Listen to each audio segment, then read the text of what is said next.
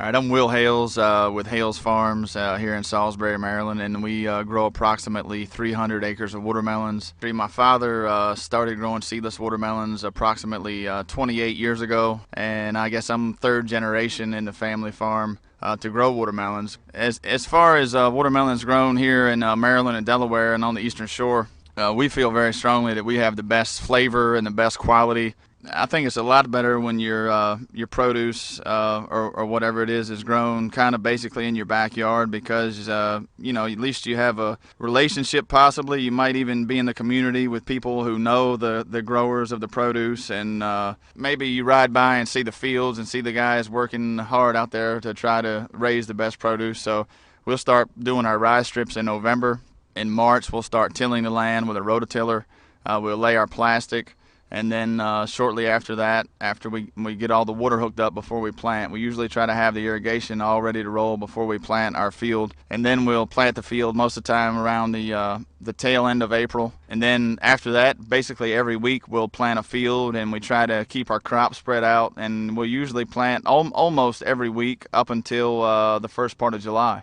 Typically, we'll have anywhere on any given day from 40 to 60 guys working for us, harvesting and packing the melons. If you've been driving down the road recently and you've seen a chopped up school bus, that's pretty much the harvesting vehicle of choice. Yeah, you'll see a lot of school buses, and the guys will come out in the field and drive down the drive roads, and they'll be loading them up. And we eat quite a bit of watermelon, probably a little bit different than most people. The way we usually eat it is to get a piece out in the field, so we cheat a little bit. But most of the time, if we're out here, whether it's checking the irrigation lines or we might be out here spraying or just coming out seeing what's going on with the bees and the pollination or whatever, and we'll come out here, and if we see one that looks like we need to eat it, we'll go ahead and slice it open. And most of the time we eat the heart out of it because we're around them so much, and then we'll enjoy that, and then we'll roll it over.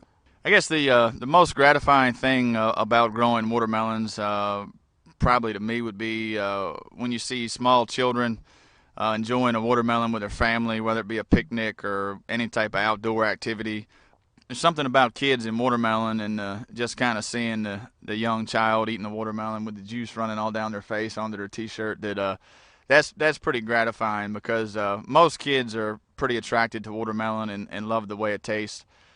So that would pretty much be the most gratifying thing. And of course, it's gratifying to see a well-raised crop. And if you don't have more delicious watermelons in your local grocery store, please ask the produce buyer or the produce manager in the store if he would do what he could to get you some more delicious watermelons. And after that happens, I think you'll continue asking for them and returning to purchase them.